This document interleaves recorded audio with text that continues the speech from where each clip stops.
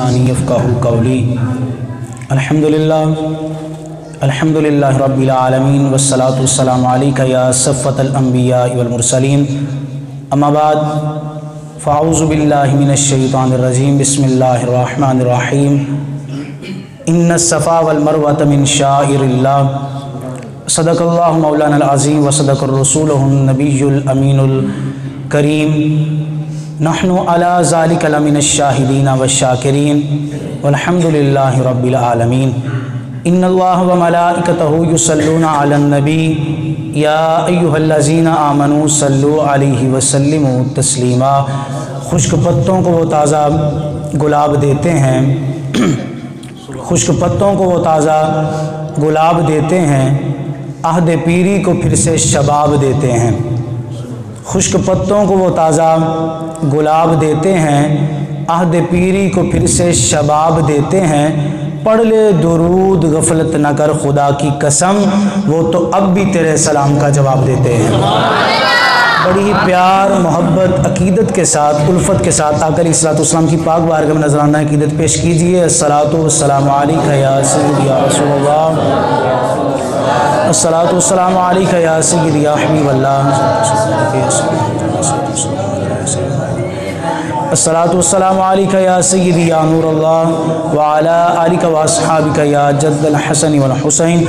अहबाब ज़ीवकार, सामीन व नाज़रीन हज़रात, आज आप हज़रात के सामने नबी मुकर्रम शफ़ीए दो आलम जाने कायनात दो जहाने कायनात हज़रत जनाब मुहम्मदुर रसूलुल्लाह सल्लल्लाहु अलैहि वसल्लम की मिलाद पाक की महफ़िल में आप और मैं हज़रात हाज़िर हैं।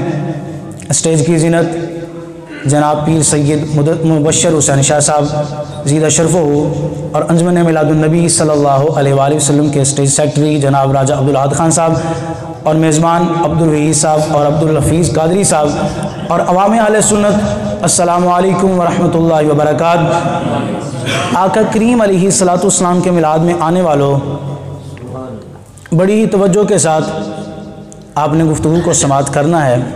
कोशिश करूँगा कि अपने नाक़िस इल्म के मुताबिक आप हज़रात तक वो चीज़ें पहुँचाऊँ जो इस वक्त की ज़रूरत है, जो हमें हमारे अक़ीदे के साथ वाबस्ता रहने की बातें हैं, जो हमें उन लोगों से बात करने की क़ुव्वत नसीब करती हैं कि जो आका अलैहिस्सलातु वस्सलाम के बारे में, आपकी आल के बारे में, आपके सहाबा अज़वाज के बारे में आए दिन कोई ना कोई नए से नया जो है वो शोशा छोड़ देते हैं। तो इसलिए आप हज़रात ने बड़ी ही तवज्जो के साथ गुफ्तगू को समाअत करना है। इंशाअल्लाह कोशिश करूँगा कि आप हज़रात के लिए वो बातें बयान करूँ कि जो इस वक्त हमारी अहम ज़रूरत है। तो मैंने आप हज़रात के सामने कुरान मजीद फ़ुरक़ान हमीद की आयत मुक़द्दसा तिलावत करने का शर्फ़ हासिल किया। अल्लाह तबारक व तआला ने इरशाद फरमाया, इन्नस सफ़ा वल मरवत मिन शाइरिल्लाह। बेशक सफ़ा और मरवा ये अल्लाह तबारक व तआला की निशानियों में से हैं। सफ़ा भी एक पहाड़ी का नाम है, मरवा भी एक पहाड़ी का नाम है। सोचने वाली बात यह है कि जिन हज़रात ने ये पहाड़ियाँ देखी हैं ना, वो अच्छे तरीके से इस बात से वाकिफ़ हैं। और आप अगर हज़रात देखना चाहते हो, आप भी सोशल मीडिया पर इन चीज़ों को देख सकते हैं, मिल जाती हैं। ये पहाड़ कश्मीर के पहाड़ों से ऊंचे भी नहीं हैं, ना ही इन पर कोई सब्ज़ा है, ना इन पर कोई पानी के आबिशार हैं, ना इन पर कोई फूल और फलों की सजावट है। सादा सी आम सी पहाड़ियाँ छोटी छोटी सी, लेकिन अजीब सी बात है कि अल्लाह तबारक व तआला ने हमारे कश्मीर वाले पहाड़ों को तो नहीं कहा अल्लाह की निशानी। केटू पहाड़ मौजूद है, उसको भी नहीं कहा। चाइना का सबसे बड़ा पहाड़ जो है वो भी मौजूद है, उसको भी नहीं कहा अल्लाह तबारक व तआला की निशानी। बलोचिस्तान के इलाके में चले जाएं, कोई सुलेमान है, इसको भी नहीं कहा। कोई हिमालय, इसको भी नहीं कहा कुरान पाक में के अंदर कि ये अल्लाह की निशानी है। सोचने वाली बात है कि सफ़ा और मरवा को ही अल्लाह तबारक व तआला ने क्यों निशानी कहा। इस बात को यहाँ तक समझने की आपने कोशिश की, इस बात को यही रखिए। आइए आज आपको सामने वो मसला रखूं जिस मसले पर गुफ्तगू करनी है। बाद हज़रात ने ऐसी किताबें तहरीर की और कुछ तकरीरें ऐसी की कि जिन तकरीरों और तहरीरों से ये बात वाज़ेह थी कि माज़अल्लाह नबी करीम अलैहिस्सलाम के वालिदैन मोमिन नहीं हैं, नबी करीम अलैहिस्सलाम के वालिदैन मुस्लिम नहीं हैं। आज मैंने सिर्फ और सिर्फ आपको आका अलैहिस्सलाम के वालिदैन के ईमान पर गुफ्तगू सुनानी है, जो हमारा एक अहम इस वक्त ज़रूरत है हमारी, कि जिस पे बात करने की हमें ज़रूरत है। जब मिलाद आता है तो कहते हैं जी नहीं, आका अलैहिस्सलाम का मिलाद मनाते हो, वो तो अपने वालिदैन को माज़अल्लाह मोमिन नहीं कर सके, उनको मुसलमान नहीं कर सके, माज़अल्लाह उनको नहीं बचा सके, आपको क्या बचाएंगे। ये छोटे छोटे से एतराज़ात हैं। कोशिश करते हैं कि एक एक सवाल और एक एक जवाब देकर अपनी गुफ्तगू को समेटूंगा। ये सवाल रखिए और आइए अपनी उसी बात पे। अल्लाह ने फरमाया सफ़ा और मरवा ही अल्लाह तबारक व तआला की निशानियों में से हैं। अब सफ़ा और मरवा ने अल्लाह की निशानी बनने का शर्फ कैसे हासिल किया। हज़रत सैयदा तैयबा जनाब सैयदा हाजरा सलामुल्लाहि अलैहा, आपने हज़रत जनाब इस्माईल अलैहिस्सलाम को जिस जगह इस टाइम आब ज़मज़म का चश्मा मौजूद है, कुआं मौजूद है, वहाँ पे रखा और आपको वहाँ पर रख के पानी की तलाश में कभी सफ़ा कभी मरवा पे तशरीफ़ ले जाती हैं, कभी सफ़ा पे दौड़ती हैं, कभी मरवा की जानिब दौड़ती हैं। आने और जाने के सफ़र के दौरान जो हज़रत सैयदा हाजरा के कदमैन शरीफ उन पहाड़ों के ऊपर लगे जिसको सफ़ा और मरवा कहते हैं, रब ने इरशाद फरमाया कि इस वजह से निशानी कहा जाता है इन पहाड़ों को अल्लाह की, क्योंकि इस पहाड़ों पर एक नबी की वालिदा के कदमैन शरीफ लग चुके हैं। यानी इस पहाड़ों पर हजरत सैयदा हाजरा के कदमों के निशान मौजूद है। आपके एक मर्तबा कदम लगे, सिर्फ एक मर्तबा, यानी सफ़ा और मरवा आने जाने का जो चक्कर है वो जाते आते लगता रहा। इस दौरान जो आपके कदमों का बोसा उन पहाड़ियों ने लिया, उन पहाड़ियों के कदमों के जो निशान उन पहाड़ियों पर, इस वजह से उन पहाड़ियों को रब की निशानी कहा जाता है। आपने जरा फैसला आपने करना मेरे अहबाब, जिन पत्थरों पे एक मर्तबा कदम शरीफ लगे वो तो बन जाए अल्लाह की निशानी, और जिस आमिना पाक के पेट में मोहम्मद अरबी 9 माह तक जलवा कर रहे हो वो अल्लाह की निशानी कैसे नहीं हो सकती। वो सैयदा आमिना पाक अल्लाह की निशानी क्यों नहीं हो सकती। अच्छा यहाँ पे एक बात और सुनिए, बड़ी मेहरबानी होगी, ये दरवाज़ा अगर आप बंद ही कर दें तो बड़ी मेहरबानी होगी। बार बार आम तरफ होती है ना तो डिस्टर्ब होते हैं यार, सारे सब की तवज्जो इधर चले जाती है। बच्चे बड़ी मेहरबानी फरमा के जिस जिस जगह पे तशरीफ़ फरमाएं इसी जगह पे तशरीफ़ रखें जनाब। अब कदम लगे हजरत सैयदा हाजरा के उन पहाड़ों पर, वो बन गई अल्लाह की निशानी। इससे हमें भी दलील मिली कि हजरत सैयदा आमना भी निशानी।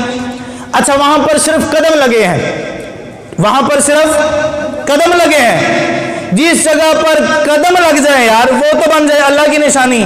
और जिस जगह पर अल्लाह वाली या अल्लाह वाला सर से लेकर पांव तक खुद मौजूद हो वो मज़ार अक़दस भी अल्लाह की निशानी बन जाता है।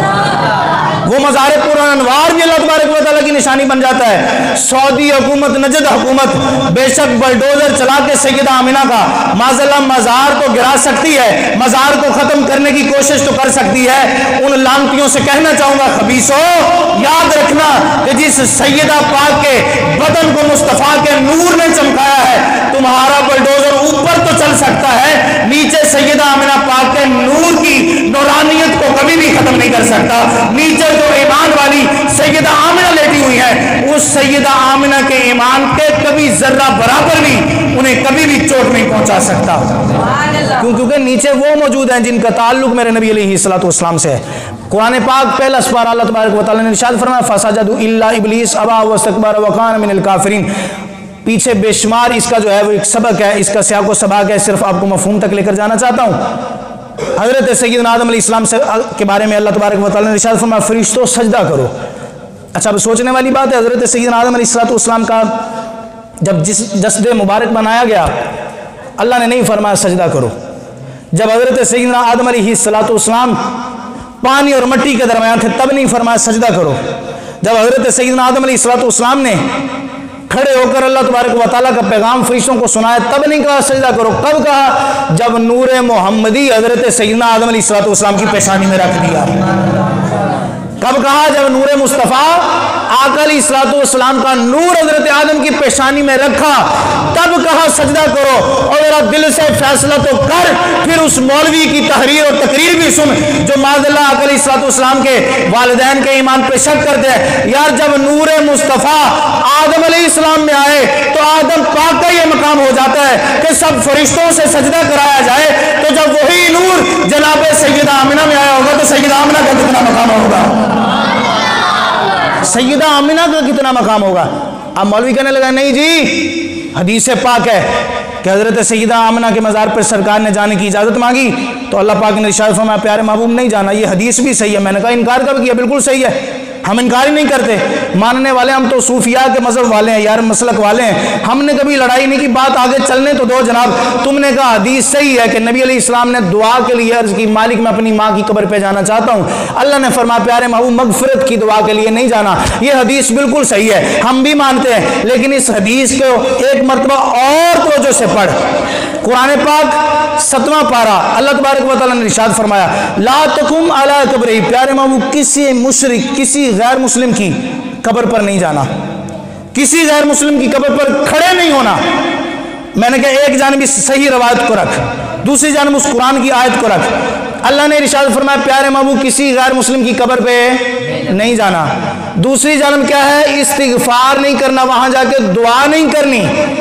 अच्छा मौलवी हजरात, इस बात का आपको बड़ी तवज्जो से जवाब देना चाहूंगा कि उससे पूछिएगा जो ये एतराज करे, वो भी मान जाएंगे। हदीस क्या है कि प्यारे महबूब आपने जाके इस्तिगफार नहीं करना, जाके दुआ नहीं करनी। तो अल्लाह ने ये तो नहीं कहा कि प्यारे महबूब जाना ही नहीं है। मैंने आपके अकीदे की बात कर दी, आप बिल्कुल ही खामोश, आपको शायद समझ ही नहीं आई। एक है वहां जाके दुआ करना, एक है मजार पे जाना। दोनों बातों में बड़ा फर्क है। देखिए ना, एक बंदा कहता है जाना ही नहीं चाहिए, ठीक है ना, एक कहता है दुआ ना करो। दोनों बातों में फर्क है। हदीस कहती है जाके इस्तिगफार नहीं करना, कुरान कहता है जाके खड़े नहीं होना। अब सरकार गए तो है ना सैयदा आमिना के मज़ार पे, आपने रवायत सुनी है, वो जब अबवा के मकान से गुजरे सरकार ने वहाँ जो है वो क़याम फरमाया और सरकार ने रोना शुरू फरमा दिया। सहाबा किराम ने पूछा या रसूलल्लाह सल्लल्लाहु अलैहि वसल्लम आप रोते क्यों हैं? सरकार ने इरशाद फरमाया वो जो सामने कब्र नजर आ रही है ना, वो मैं मोहम्मद की माँ आमिना की कब्र मौजूद है। सरकार गए तो है ना। तो इस हदीस से पता चलता है मौलवी साहब आपने इस्तिगफार से मना किया, जाने से तो मना नहीं ना किया। आप तो हमें जाने से भी मना करते रहते हो, आप तो जाने से भी मना करते हो, फलां मज़ार पे नहीं जाना, फलां मज़ार पे नहीं जाना, फलां मज़ार पे नहीं जाना। अब इस हदीस से सही को किस तरह समझना है?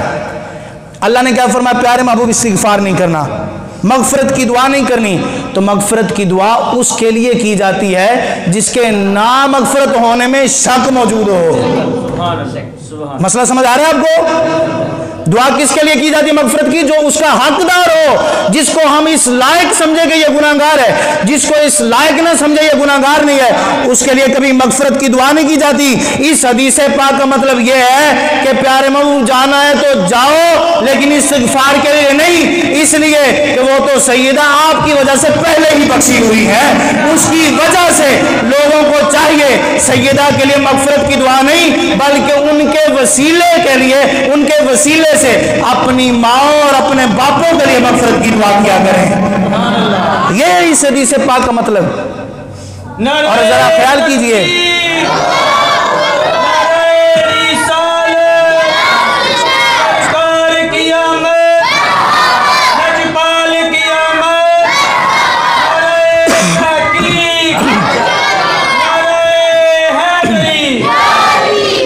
और अब जरा ख्याल कीजिए।